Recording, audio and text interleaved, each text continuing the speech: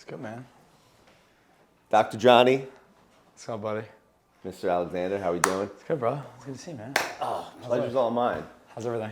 Everything's fantastic. Welcome to Warrior NYC. We're It's ready good to go. be here. Yeah, man. Let's dive right into it. I was gonna say, remember before COVID, you and I just in the East Village in the shop down there, Tompkins Square Park. There's like nobody around New York City, and I remember seeing you like for your shoulder injury. There was like nobody on the streets. You couldn't even get like pizza. It's funny, I was thinking about that like 2 days ago. Yeah. When I was at the gym doing my shoulder workout, and I was remembering literally then when I couldn't even get my shoulder up, and I'm thinking to myself, I'm gonna have this pain forever. Yeah. I'm doing the math back then. I'm doing the math in my head. Like I've had the shoulder injury for almost a year and a half. I remember when you reached out to me, you were like, I'm not sure if you can do anything about this because this thing's been going on forever. And I was like, why don't you just come in and let me tell you yes or no?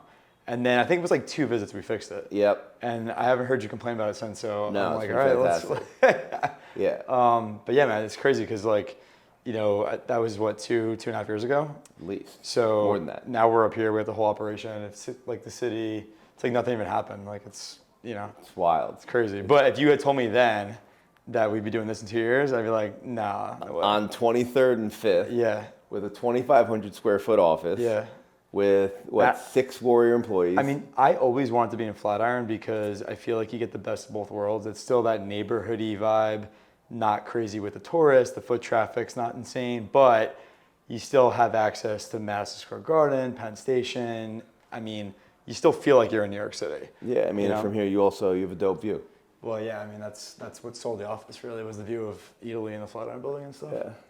But yeah, man, it's been fun. Amazing. So, tell me, you lived in Baltimore for how many years? So my first job at a school, after I got my chiropractic degree, I moved to Baltimore, worked there for a big sports medicine group. So Towson, Johns Hopkins, the Ravens, the Orioles, like all the sports teams in that, they call it the DMV, Delaware, Maryland, Virginia. Mm-hmm. So we had access to all that. And then I was there for about 4 years.